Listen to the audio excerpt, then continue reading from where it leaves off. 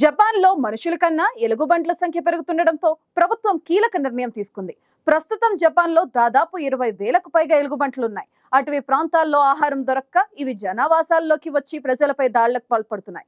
ఈ ఏడాది ప్రారంభం నుంచి జూన్ వరకు దాదాపు 250 మందిపై ఎలుగుబంట్లు దాడి చేశాయి. ఈ నేపథ్యంలో జపాన్ ప్రభుత్వం వాటిని కాల్చి చంపే నిబంధనలను సవరించాలని భావిస్తుంది.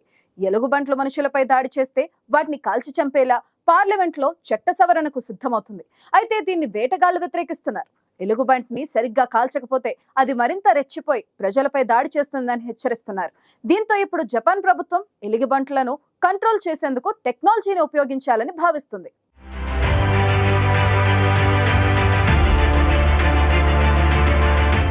ఈ మధ్య కాలంలో జపాన్లో ఎలుగుబంట్ల సంఖ్య పెరిగిపోతూ వస్తోంది. మనుషుల కన్నా వీటి సంతానోత్పత్తి పెరిగిపోవడంతో జపాన్ ప్రభుత్వం వాటిని చంపేందుకు సిద్ధమవుతోంది.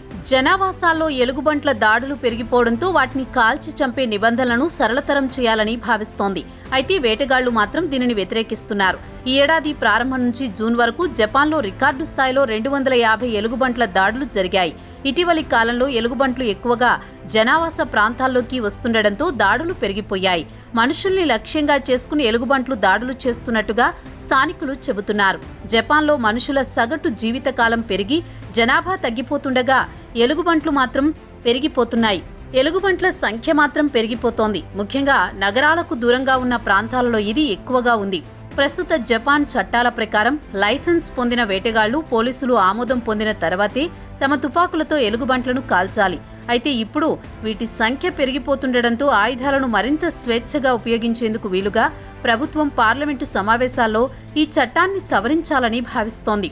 ఎలుగుబంటి ఏదైనా భవనంలోకి చొరబడి మనుషులకు హాని కలిగిస్తే వాటిని కాల్చేలా నిబంధనలు సవరించనున్నారు. కానీ వేటగాళ్లు మాత్రం దీనిపై సందేహాలు వ్యక్తం చేస్తున్నారు. ఎలుగుబంటిని ఎదుర్కోవడం చాలా ప్రమాదకరమని, వాటిని కాల్చి చంపేయగలమని హామీ ఇవ్వలేమని వేటగాళ్లు చెబుతున్నారు. ఎలుగుబంటిని చంపాలంటే దాని శరీరంలోని ముఖ్యమైన భాగాన్ని కాల్చాలని, అలా జరగకపోతే మాత్రం అది పారిపోయి మిగతా వ్యక్తులపై దాడి చేస్తుందని, దీనికి ఎవరు బాధ్యత వహిస్తారని ప్రశ్నిస్తున్నారు.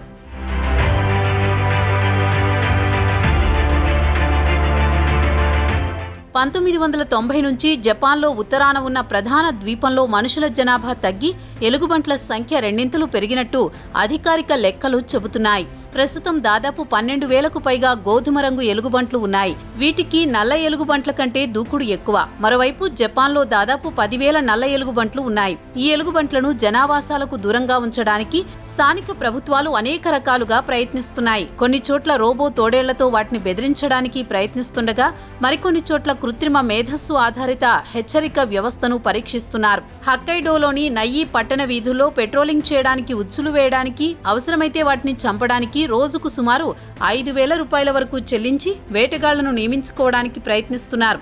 అయితే దీనిలో రిస్క్ ఎక్కువగా ఉండడం, వేతనాలు తక్కువగా ఉండడం, వేటగాళ్లలో చాలా మంది వృద్ధులు కావడం వల్ల సరైన ఫలితాన్ని ఇవ్వడం లేదు.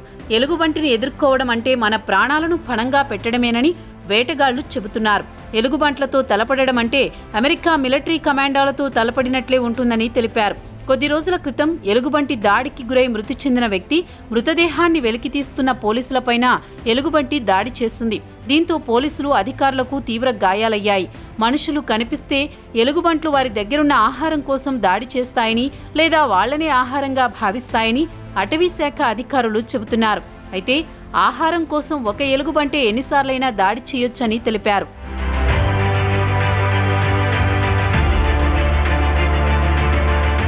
అటవీ ప్రాంతాలలో ఎలుగుబంట్ల సంఖ్య పెరగడంతో వాటిలో చాలా వరకు పర్వతాల నుంచి జనావాసాలకు దగ్గరగా వచ్చాయి. కాలక్రమేణా అవి మనుషులను చూడ్డానికి, వాళ్ల శబ్దాలకు అలవాటు పడి మనుషుల కంటే భయం తగ్గింది. ఉపాధి కోసం చాలా మంది యువత నగరాలకు వెళ్లిపోవడంతో చిన్న పట్టణాలలో జనాభా తగ్గిపోతోంది. దీంతో మనుషులను చూసినప్పుడల్లా ఎలుగుబంట్లు హింసాత్మకంగా ప్రవర్తిస్తున్నాయి. అటవీ ప్రాంతం నుంచి పట్టణ ప్రాంతాల్లోకి వచ్చిన ఎలుగుబంట్లు భయాందోళనలకు గురవుతాయి. అలాంటప్పుడు అవి హింసాత్మకంగా ప్రవర్తించి మనుషుల్ని గాయపరిచే అవకాశం ఉందని అధికారులు చెబుతున్నారు. ఎలుగుబంట్లు సాధారణంగా ఏప్రిల్లో నిద్రాణ స్థితి నుంచి మేల్కొన్నప్పుడు ఆహారం కోసం వెతుకుతూ కనిపిస్తాయి. ఆ తర్వాత మళ్లీ సెప్టెంబర్, అక్టోబర్లలో చలికాలం కోసం కొవ్వును నిల్వ చేసుకోవడానికి వాటికి ఆహారం కావలసి వస్తుంది. ఆ సమయంలో బయటికి వచ్చినప్పుడు మనుషులు కంటపడతాయి. వాతావరణ మార్పుల కారణంగా ఎలుగుబంట్లకు అతిపెద్ద ఆహార వనరు అయిన సింధూర కాయలు తగ్గడంతో వాటి కదలికలను అంచనా వేయలేకపోతున్నారు.